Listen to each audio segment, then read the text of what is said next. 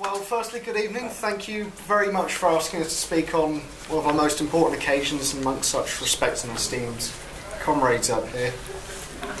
It can be seen from this and many other celebrations, the October Revolution is a continuing inspiration for the revolutionary left, and it was the beginning of the increased knowledge and empowerment among the working class, not just in the USSR but elsewhere.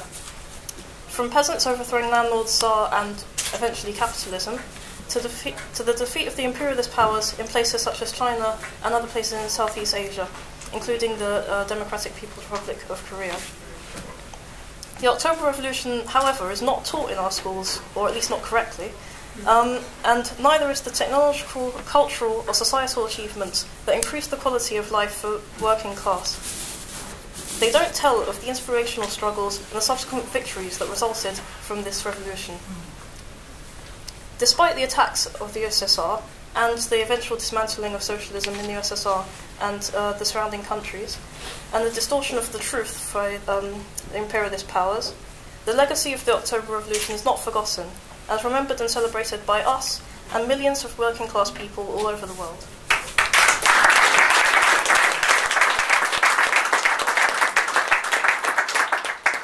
It's important not just to celebrate the October Revolution, but to understand why we celebrate it.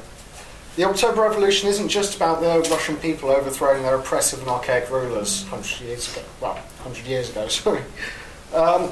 It's about a continuing tradition of solidarity and the success of socialist movements across the world. We still talk about the October Revolution today because all the lessons it teaches us are still relevant, perhaps more so today now than ever before in both our countries and internationally. In the UK, over a fifth of young people are unemployed, with a similar rate across Europe. In countries such as Spain and Greece, the rates today reach 56% and 61% respectively. Everyone knows why we're facing this current capitalist crisis. The irresponsibility of bankers, the greed of the corporate elite, and the complicity of our governments in the destructive imperial capitalist machine. And yet every measure directed to stave off complete financial collapse has been directed to the working classes. Cuts to health, cuts to transport, taxes on spare bedrooms, measures that will only affect the very poorest in our societies. Many families are now relying on food banks or having to make the choice whether they and their children go to bed hungry or cold.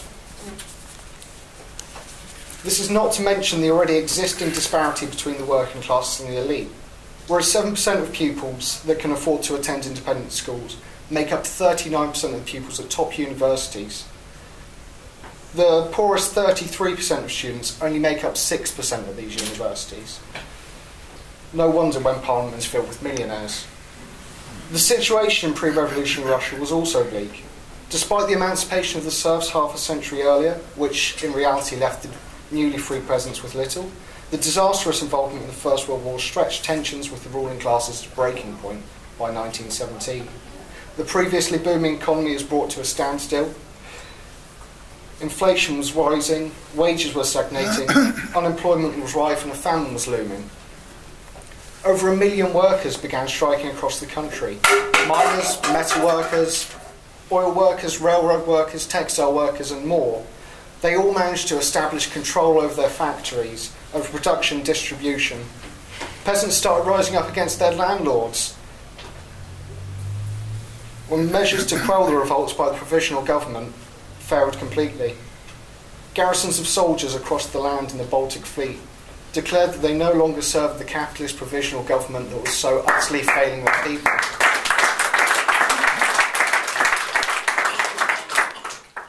Government repression followed, but failed to quell the revolutionary spirit of the workers and soldiers. This culminated in the October Revolution of 1917, which, because of the huge support the Bolshevik Party had amongst the population, was remarkably peaceful.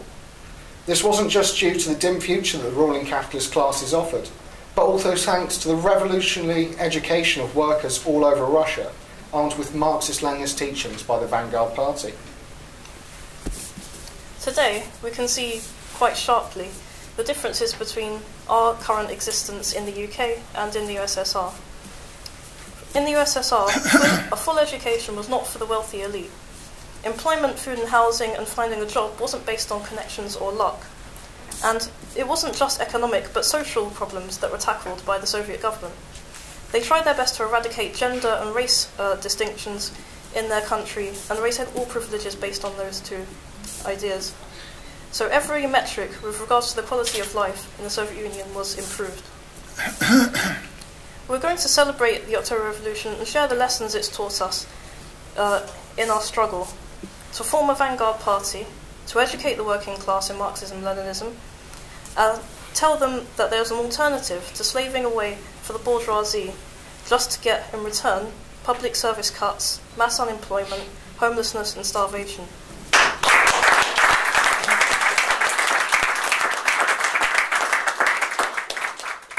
Hence, our Red Youth motto is each one, teach one.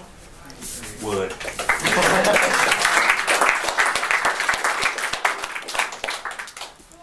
So, following this motto, this year we've had the opportunity to go to Ecuador to the World Festival of Youth and Students, hosted by the World Federation of Democratic Youth, where we can meet youth from places such as Cuba and Cuba sí!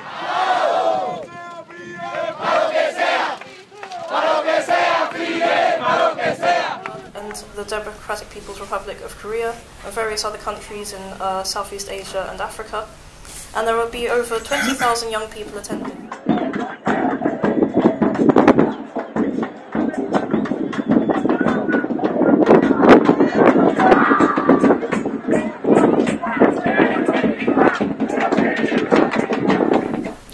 We'll also meet those from capitalist countries and we'll be able to talk about our experiences and also be there in solidarity with those who have had to put up with the effects of imperialism and global capitalism, such as those coming from Afghanistan and Iraq. We look forward to learning and being inspired by revolutionary youth all over the world.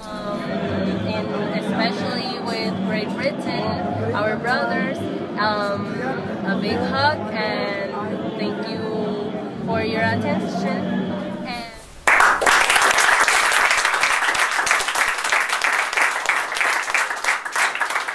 Once again, thank you very much for having us, comrades, and we'd just like to close by giving a huge thank you to Kat, David and Jyoti for, against their better judgments probably, each running a half marathon and helping us raise over £2,000 to help send our delegation to Ecuador.